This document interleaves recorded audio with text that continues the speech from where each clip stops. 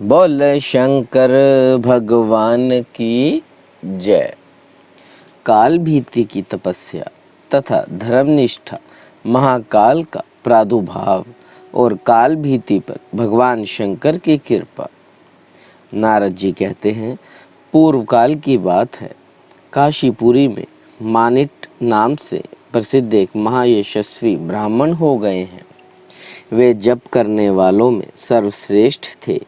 महाभाग मानिट रुद्र के मंत्रों का जप किया करते थे। उनके कोई पुत्र नहीं था, अतः पुत्र के लिए रुद्र मंत्रों का जप करते करते उनके 100 वर्ष पूरे हो गए। इससे भगवान शंकर बहुत प्रसन्न हुए और बोले, मानट्टे, तुम्हें एक बुद्धिमान पुत्र उत्पन्न होगा, जिसका प्रभाव और पराक्रम मेरे ही समान होगा। वह तुम्हारे संपूर्ण कुल का उद्धार करेगा। भगवान शंकर का यह वरदान सुनकर मानिट को बड़ा हर्ष हुआ। कुछ काल के अंतरन महात्मा मानिट्य की पत्नी ने गर्भ धारण किया। उन्हें गर्भ धारण किए 4 वर्ष बीत गए, परंतु गर्भ का बालक माता का उदर छोड़कर बाहर नहीं निकलता था। तब मानिट्य ने उससे कहा, बेटा, विभिन्न योनियों में बड़े हुए जीव यह सोचा करते हैं कि हम कब मनुष्य योनि में जन्म लेंगे, जहाँ धर्म, अर्थ, काम और मोक्ष की भी प्राप्ति होती है, जिसमें किए हुए पूजन का महान फल होता है, तथा जहाँ पितरों और देवताओं के संतोषार्थ नाना प्रकार के धनुष्ठान का अवसर प्राप्त होता है। ऐसे मनुष्य जन्म का जिसे पाने की अभिलाषा देवता भी करते हैं, तुम अनादर करके माता के उदर में ही क्यों स्थित हो रहे हो। गर्भ ने कहा, पिताजी, मैं भी यह सब कुछ जानता हूँ। वास्तव में यह मनुष्य जन्म परम दुर्लभ है, किंतु मैं काल के मार्ग से सदा ही बहुत डरता हूँ। विद्वान पुरुष को उसी वस्तु के लिए यत्न करना चाहिए जो दुख युक्त ना हो। यदि मेरा यह मन भयानक एवं गंभीर काल से ताड़ित होकर भांति भांति के दोषों को ना प्राप्त हो, तो मैं परम दुर्लभ मनुष्य जन्म को शीघ्र प्राप्त कर सकता हूँ। यह सुनकर उसके पिता मानिट भगवान सदाशिव की शरण में गए और बोले, देव महेश्वर, मेरी रक्षा कीजिए। भगवान, आपने ही मुझे पुत्र दिया है और आप ही जन्म कराइए। तब मानिट की अतिशय भक्ति से संतुष्ट हो भगवान महेश्वर अपनी विभूतियों से बोले, ज्ञान, धर्म, वैराग्य तथा ऐश्वर्य और अज्ञान, अधर्म, अवैराग्य तथा अनैश्वर्य, तुम सब लोग शीघ्र जाओ और मानिट्य के पुत्र को समझाओ। तब वे विभूतियां उस गर्भ को समझाती हुई बोली, महामते, मानिट्य कुमार, तुम्हें अपने मन में भय नहीं करना चाहिए। हम चारों धर्म, ज्ञान, वैराग्य और ऐश्वर्य तुम्हारे मन से कभी अलग न होंगे। तत्पश्चात अधर्म आदि बोले, हम तुम्हारे पास नहीं आएंगे। तुम्हें नमस्कार है, तुमको हमसे कोई भय नहीं है। इन विभूतियों के द्वारा ऐसा आश्वासन मिलने पर वह गर्भ का बालक शीघ्र बाहर निकल आया। बाहर जन्म लेते ही वह कांपने और रोने लगा। तब विभूतियों ने कहा, मानट्टे, तुम्हारा पुत्र अब भी काल मार्ग से भयभीत होकर कांपता और रोता है, इसलिए यह काल भीति नाम से प्रसिद्ध होगा। इस प्रकार वरदान देकर वे विभूतियां महादेव जी के समीप चली गई और वह बालक शुक्ल पक्ष के चंद्रमा के समान प्रतिदिन बढ़ने लगा। संस्कारों से सुसंस्कृत होने पर उस बुद्धिमान बालक ने पाशुपत मंत्र की दीक्षा ली और सगोजात आदि 5 मंत्रों द्वारा जप करते हुए वह तीर्थ यात्रा में तत्पर हो गया। अर्जुन, महासागर महिसागर संगम रूप गुप्त क्षेत्र के गुणों का वर्णन सुनकर काल भीति भी वहां गया और मही के जल में स्नान करके 1 करोड़ मंत्र का जप किया। जप समाप्त करके जब वह लौटा तो थोड़ा ही दूर पर उसने बिल्लव का वृक्ष देखा। वहां जप करते हुए उस ब्राह्मण की इंद्रियां लय को प्राप्त हो गई। वह क्षण भर में केवल परमानंद स्वरूप हो गया। उसके उस ब्रह्मानंद और ब्रह्म आनंद के तुलना स्वर्ग आदि के सुखों से कदापि नहीं हो सकती। 2 घड़ी तक समाधि में स्थित होने के पश्चात वह पुनः पूर्वावस्था में आ गया।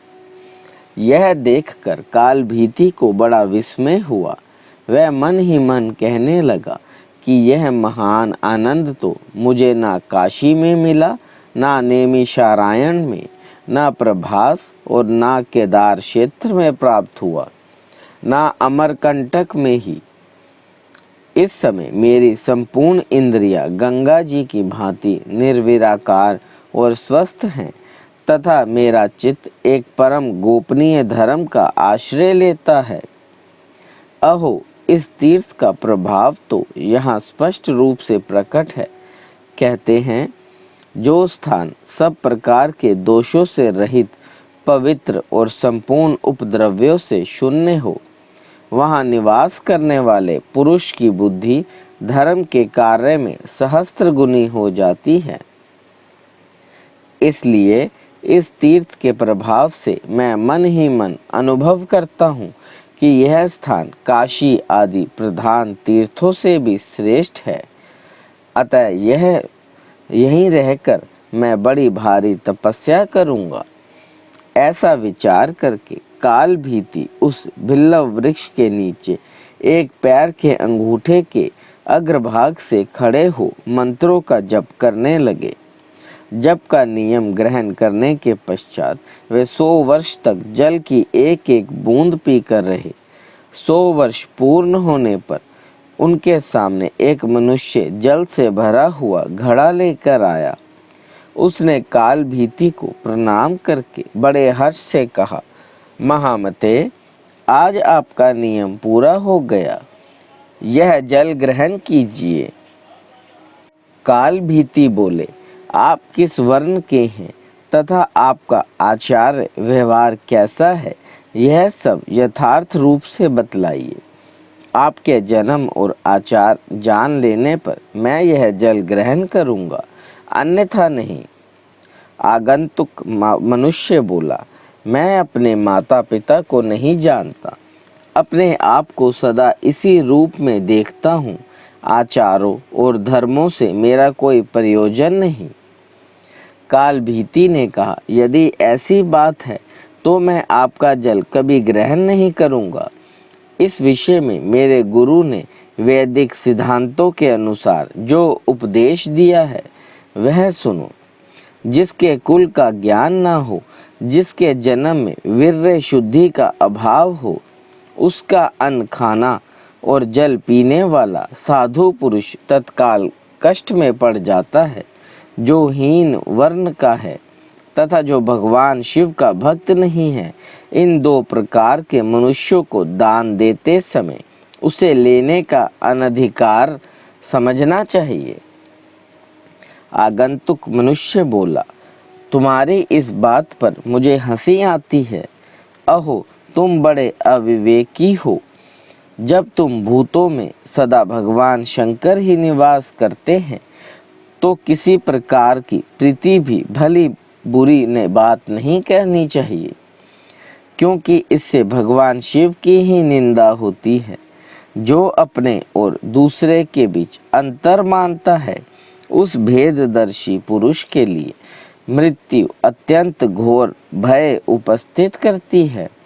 अथवा यदि शुद्धि का भी विचार किया जाए तो बतलाओ, इस जल में क्या अपवित्रता है।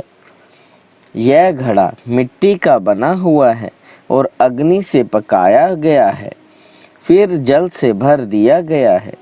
इन सब वस्तुओं में तो कोई भी अशुद्धि नहीं है। यदि कहें कि मेरे संसर्ग से अशुद्धि आ गई है तो यह भी स्पष्ट नहीं है, क्योंकि वैसी दशा में जब मैं इस पृथ्वी पर हूँ तो आप यहाँ क्यों रहते हैं? बतलाइए, आप क्यों इस पृथ्वी पर चलते हैं, आकाश में क्यों नहीं चलते? अतः इस प्रकार विचार करने पर आपकी बात मूर्खों सी जान पड़ती है। काल भीति ने कहा, यदि ऐसा कहा जाता है कि संपूर्ण भूतों में एक शिव ही हैं, तो कथन मात्र के लिए सबको शिव मानने वाले नास्तिक लोग भक्ष्य भोजन आदि पदार्थों को छोड़कर मिट्टी क्यों नहीं खाते, राख और धूल क्यों नहीं पाकते? इसलिए संसार की व्यवहार सिद्धि के लिए एक मर्यादा स्थापित की गई है, जो समय से ही सफल होती है, अन्यथा नहीं। आप उस मर्यादा को श्रवण करें। पूर्व काल में ब्रह्मा जी ने इस 5 भौतिक जगत की सृष्टि की और उसे नाममय प्रपंच से बांध दिया। उस नाम प्रपंच के 4 भेद हैं, ध्वनि, वर्ण, पद और वाक्य। ये ही नामात्मक प्रपंच के 4 आधार स्थान हैं। इनमें ध्वनि नाद स्वरूप है। ओंकार पूर्वक संपूर्ण अक्षर ही वर्ण कहलाते हैं।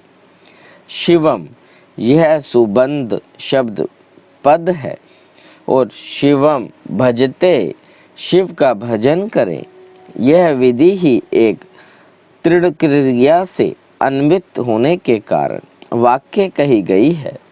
उस वाक्य भी 3 प्रकार के बताए गए हैं, ऐसा श्रुति का सिद्धांत है। पहला प्रभु समस्त, दूसरा सुहस्त्र समस्त और तीसरा कांता समस्त।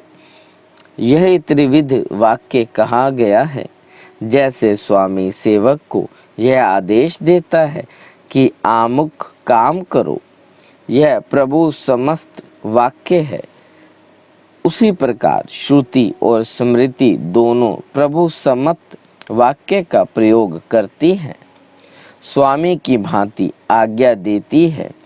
इतिहास और पुराण आदि सुहस्त समस्त कहे जाते हैं।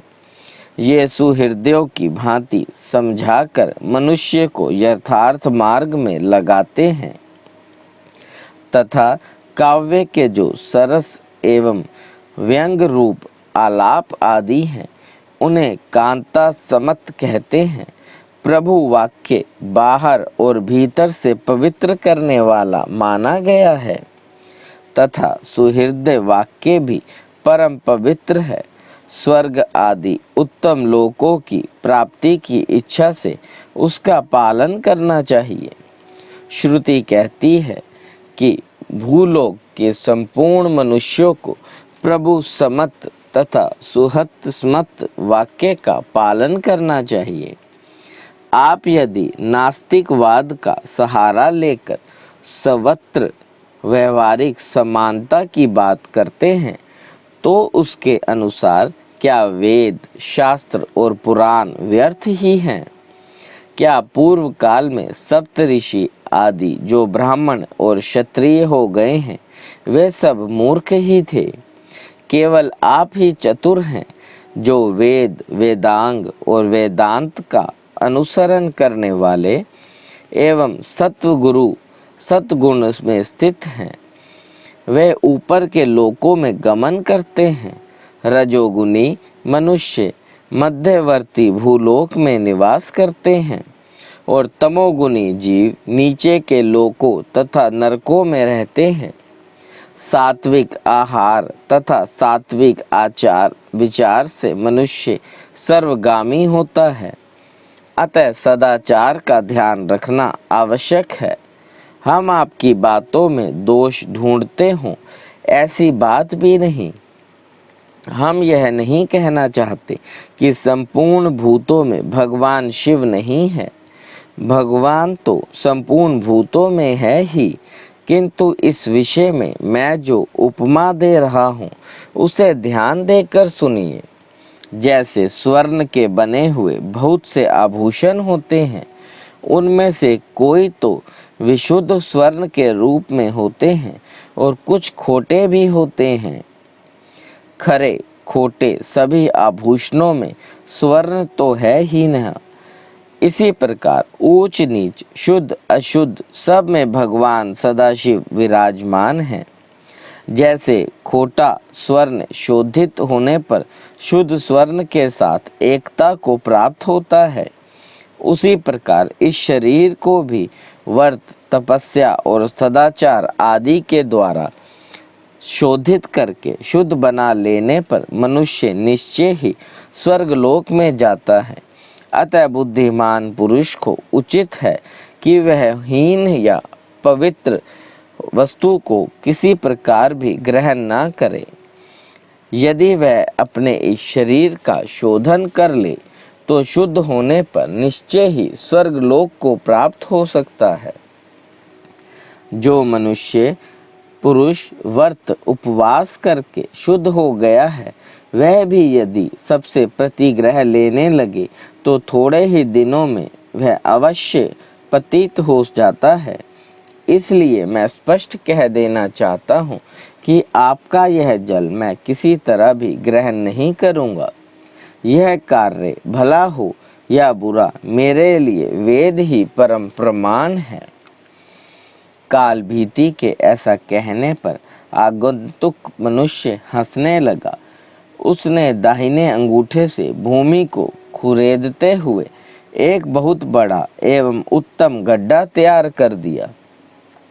फिर उसी में वह सारा जल डुलका दिया। उससे वह गड्ढा भर गया।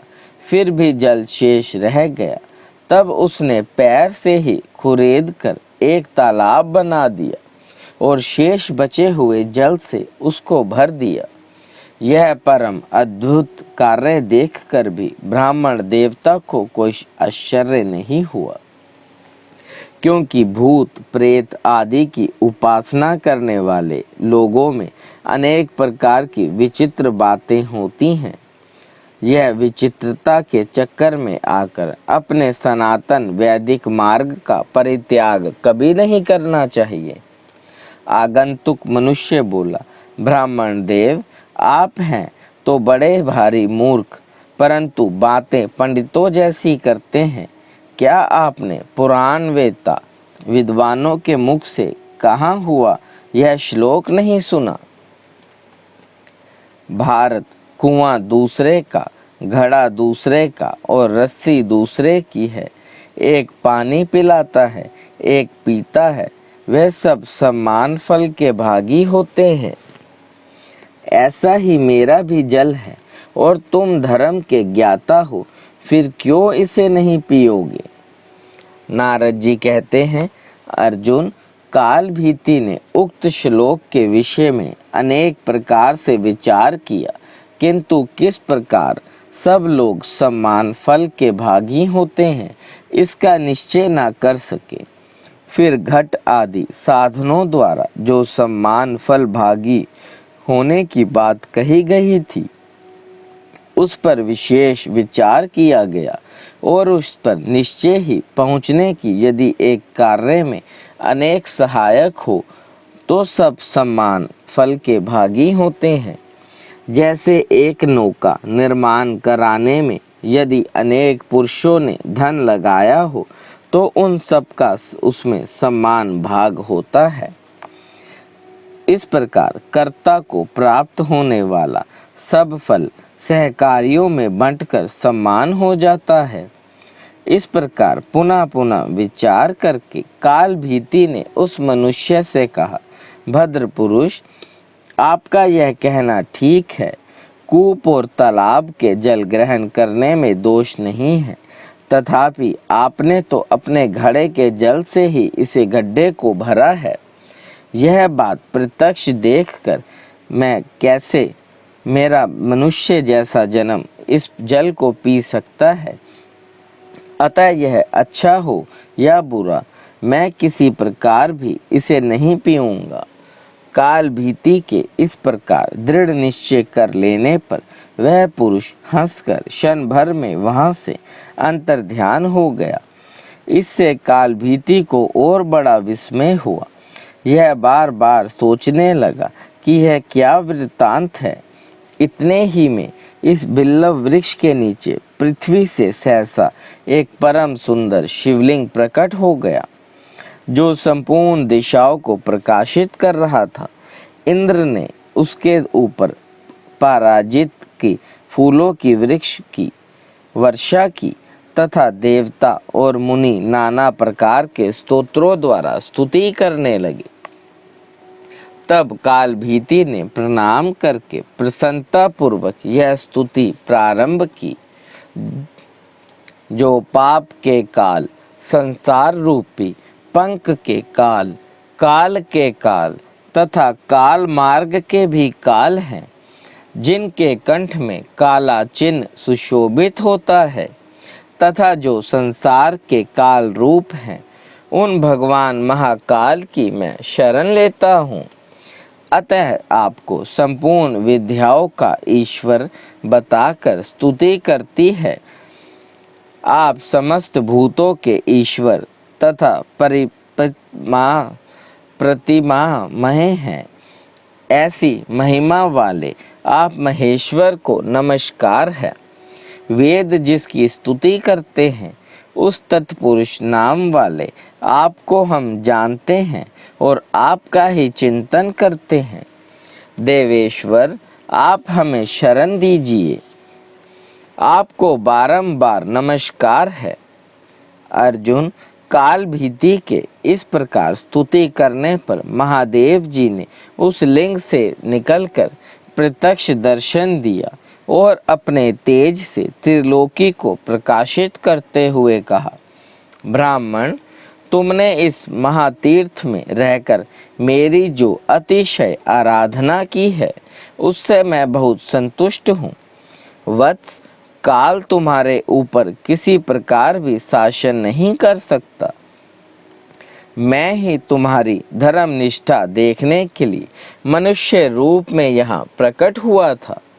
यह धर्म मार्ग धन्य है, जिसका तुम्हारे जैसे धर्म यज्ञों द्वारा पालन होता है। मैंने यह गड्ढा और तालाब सब तीर्थों के जल से ही भरा है। यह परम पवित्र जल है, जो तुम्हारे लिए मैंने इसका संग्रह किया है। तुमने जो मेरी स्तुति की है, उसमें वैदिक मंत्रों का रहस्य भरा हुआ है। तुम मुझसे कोई मनोवांछित वर मांगो, तुम्हारे लिए कुछ भी अधेय नहीं है। काल भीति ने कहा, भगवान शंकर, यदि आप मुझ पर संतुष्ट हैं तो मैं धन्य हूँ। मुझ पर आपका महान अनुग्रह है। आपके संतोष से ही सब धर्म सफल होते हैं, अन्यथा वे केवल श्रम देने वाले ही माने गए हैं। प्रभु, यदि आप संतुष्ट हैं तो सदा यहाँ निवास करें। आपके इस शुभ लिंग पर जो भी दान पूजन आदि किया जाए, वह सब अक्षय हो। देव, 5000 मंत्र जपने से जो फल मिलता है, वही फल मनुष्यों को इस शिवलिंग का दर्शन करने से प्राप्त हो जाए।